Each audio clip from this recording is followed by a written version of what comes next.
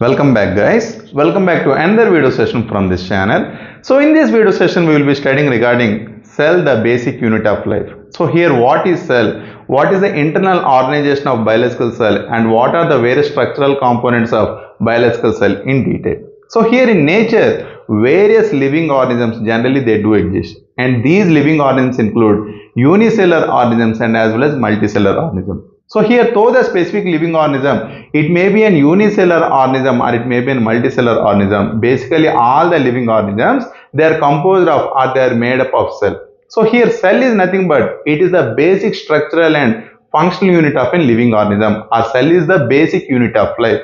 So here, nothing less than a particular biological cell, it is capable to exist independently in nature. Cell is the least component which is capable to exist independently in nature. That means if we consider one particular living organism, it may be either a plant or animal. One particular plant or animal, it is composed of some billions of cells. So once when many number of cells, once when they undergo aggregation, they lead to the formation of tissue. And once when many number of tissues, once when they undergo aggregation, they lead to the formation of organ. And once when many number of organs, once when they undergo aggregation, it lead to the formation of organ system. And organ system, it gives rise to a living organism. That means in simpler terms, we can conclude or we can say that one particular multicellular organism, it is an association of or it is an aggregation of some billions of cells and as well as its products. Is it clear? So let me write it on the board. Cell is nothing but cell is the basic structural and functional unit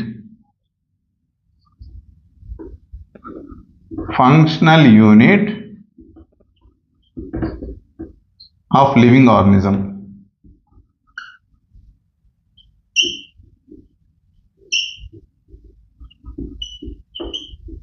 A cell is the basic unit of life.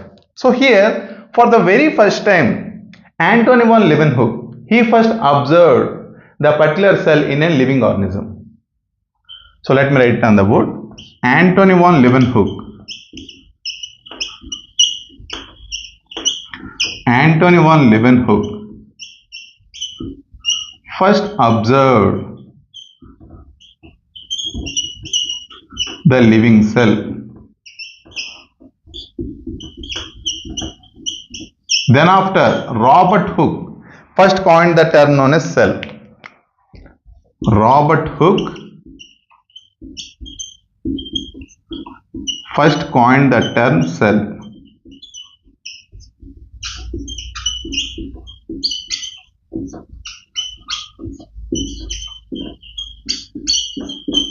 And Robert Brown, for the very first time, he observed the nucleus in a living cell. Is it clear? So here, after the successful development of electron microscope, by taking the advantage of electron microscopic observations, the internal structural organization of biological cell, it was successfully observed or it has successfully observed. And here the branch of biology which deals with the study of biological cell, here it is termed as what? Cell biology or cytology. Branch of biology which deals with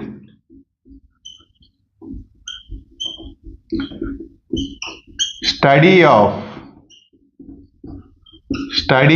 cell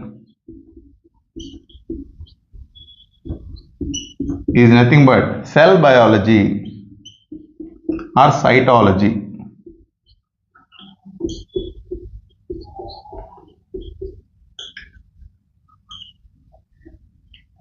So then after we will be studying regarding cell theory. So here what is cell theory? Cell theory, for the very first time, it was explained by Matthias Claydon and Theodor Schwann. So let me write it on the board. Let me arrange the things first. So here cell theory, for the very first time, it was explained by Claydon and Schwann. Matthias Claydon and Theodor Schwann.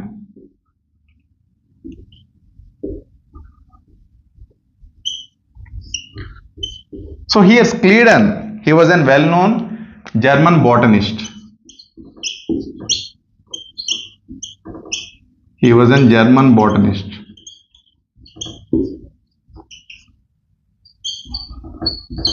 So for the very first time, he explained that in case of certain living organisms like plants, plants are composed of some billions of cells and as well as its products. So let me write it on the board. Plants are composed of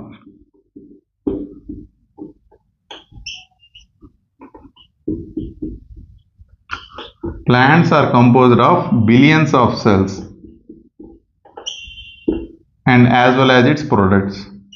In the same way, Theodor Schwann, a well-known zoologist, so he first explained that in case of certain multicellular organisms like plants and as well as animals, they are composed of billions of cells and as well as its products. And in addition, these particular living organisms, they possess or they contain outermost layers like cell wall and as well as cell membrane. In case of plants, the outermost protecting layer is nothing but what? Cell wall. Beneath the cell wall, here there is an availability of one more other layer which is nothing but cell membrane. But whereas animal cells, they only contain cell membrane, but they do not possess or they do not contain cell wall. So the reason why plants are always rigid, plants are always compact, and even plants are always erect. But whereas animal cells are having the flexibility because of the absence of cell wall. Is it clear? So here through the specific cell theory, it was capable to conclude or it was capable to say that all the multicellular organisms like plants and as well as animals, they are composed of billions of cells and as well as its products, and even they are composed of outermost protecting layers like cell wall and as well as cell membrane. But the particular cell theory, it did not explain from where the biological cells generally they do exist. So here then after, one more other biologist, Rudolf Virchow, he came into the picture. So let me write it on the board. So here Schwann, he first explained that plants and as well as animals has certain outermost layers like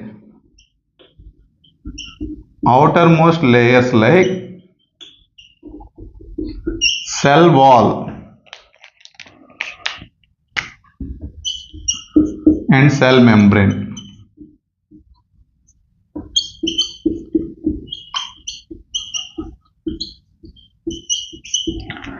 Then after Rudolf Virchow, a well-known biologist, he first explained that all the biological cells generally they do exist from pre-existing cells.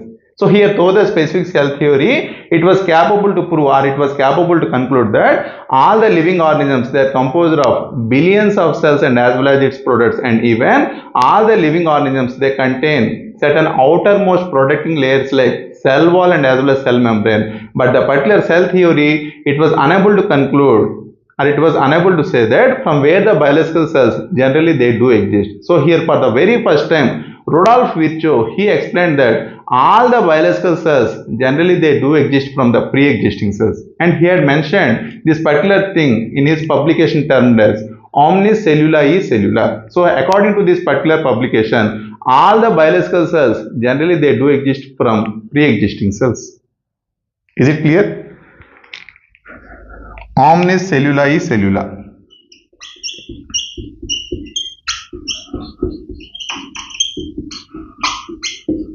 So according to this publication, all the biological cells generally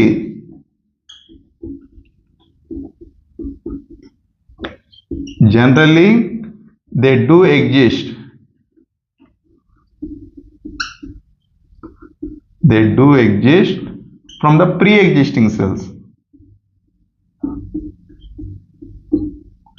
from the pre-existing cells.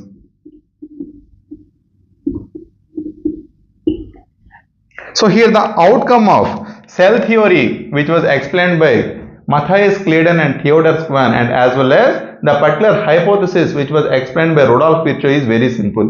All the living organisms basically they are composed of billions of cells and as well as its products, and even all the biological cells generally they do exist from the pre-existing cells. Is it clear? So here this is regarding the basic unit of life, which is nothing but the cell, or the introduction of the basic unit of life, which is nothing but the cell. Then after we will be studying regarding the overview of the biological cell in detail. So let me arrange the things first. So if we consider the overview of the biological cell,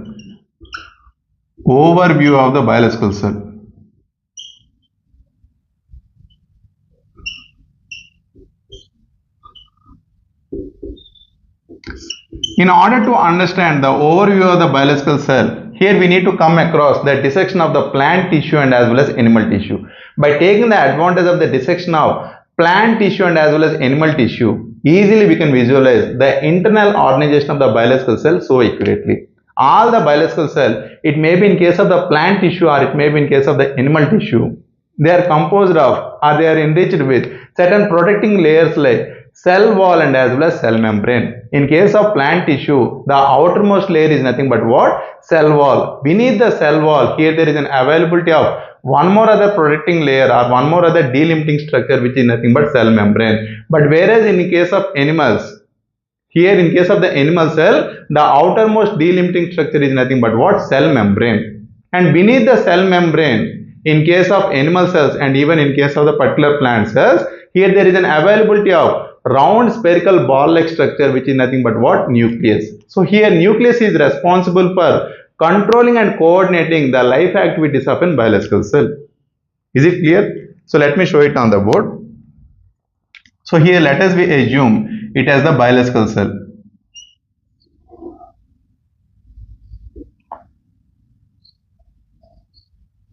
So within the biological cell, here there is an availability of round spherical ball-like structure, which is nothing but nucleus.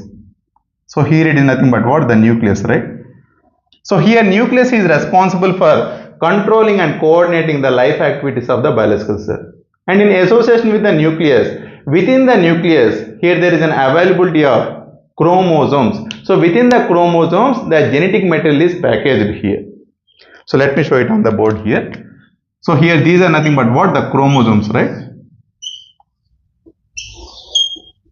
So within the chromosomes, the genetic material is packed here. So here it is nothing but what? The genetic material. So within the nucleus, the chromosomes are present, and within the chromosomes, the genetic material is packed here. And in association with the nucleus, here there is an availability of a specific fluid matrix like substance, which is nothing but what? Cytoplasm. So here cytoplasm, it is the specific site where we can observe a number of life activities like protein synthesis and as well as the oxidation of the glucose molecule during the glycolysis mechanism. So here the synthesis of protein during the translation mechanism and as well as the oxidation of the glucose molecule during the glycolysis mechanism, it occurs in case of the cytoplasm. And in addition, so here cytoplasm, it is the site where we can observe number of subcellular organelles like endoplasmic reticulum, Golgi complex, mitochondria, lysosomes, peroxisomes, and even in case of plants, vacuoles are observed. Is it clear? So let me write it on the board. In association with nucleus, here there is an availability of endoplasmic reticulum. So here it is nothing but what? Endoplasmic reticulum. In association with endoplasmic reticulum, membrane bound ribosomes are present here. Membrane bound ribosomes. And in association with the membrane bound ribosomes, mitochondria is observed here. Mitochondria, Golgi complex,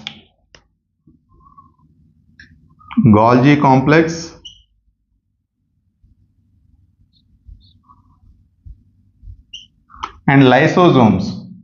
So here this is nothing but what? The lysosome. And here there is an availability of one more other subcellular organelle, which is nothing but what? Peroxisomes. So here in case of eukaryotes,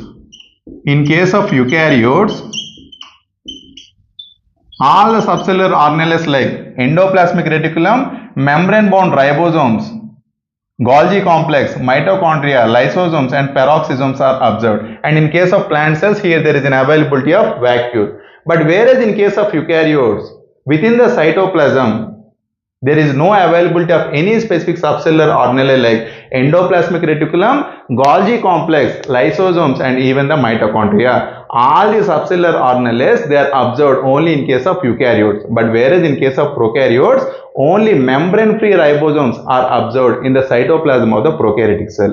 In case of the prokaryotic cell, here there is no availability of well-defined nucleus, and even in case of the prokaryotic cell, within the cytoplasm, no specific subcellular organelles are observed except the membrane-free ribosomes. Only membrane-free ribosomes are observed in the cytoplasm of the prokaryotic cell. Is it clear? So let me write it on the board. Subcellular organelles are present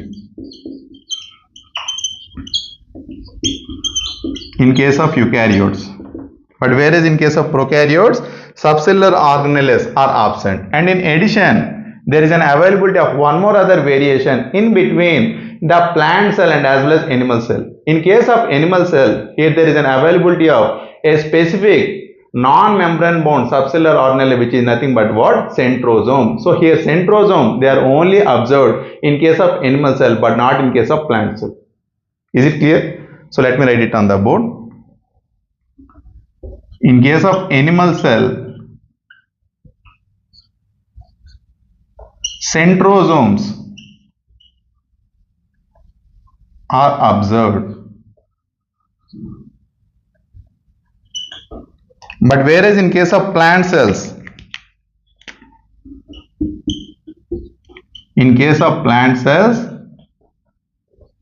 centrosomes are absent.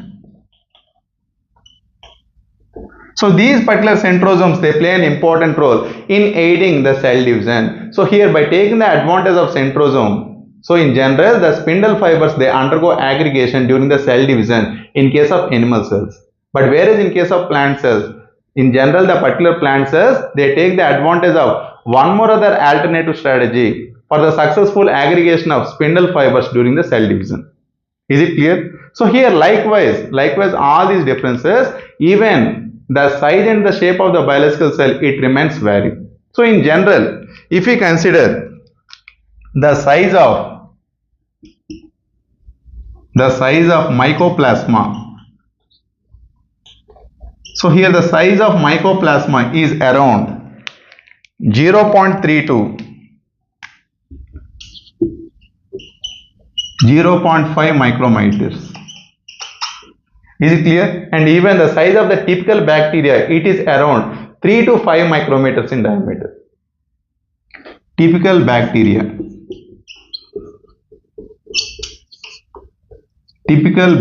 right? It is around 3 micrometers to 5 micrometers. And the size of the human RBC or erythrocytes, it is around 7 micrometers in diameter. Size of human RBC or erythrocytes, it is around 7 micrometers in diameter. And ostrich egg, it is the largest isolated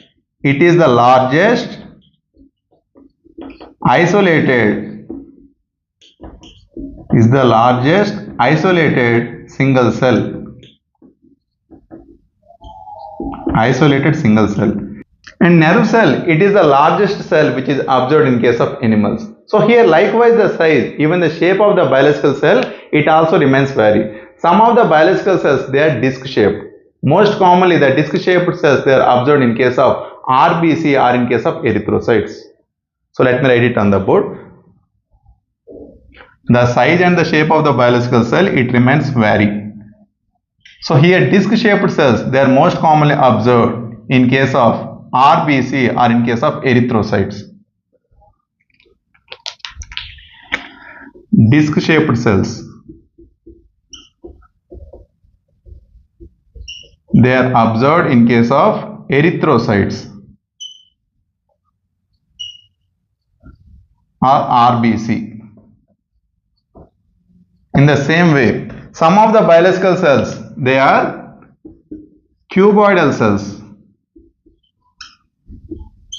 most commonly observed in case of the follicles of thyroid and as well as ovary. And some of the biological cells, they are columnar cells. Columnar cells. And these particular cells, they are observed in case of the respiratory tract and as well as the reproductive tract. Respiratory tract, respiratory and as well as reproductive tract.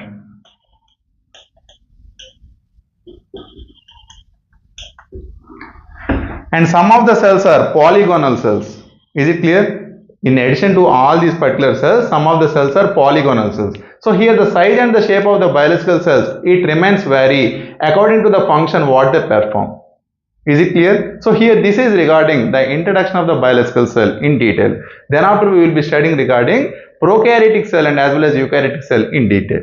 So here I hope that this video will help you a lot. So if you like this video, just hit the like button and share it to your friends. And I remember you people to subscribe my channel for getting more and more videos what I make day to day. Thank you.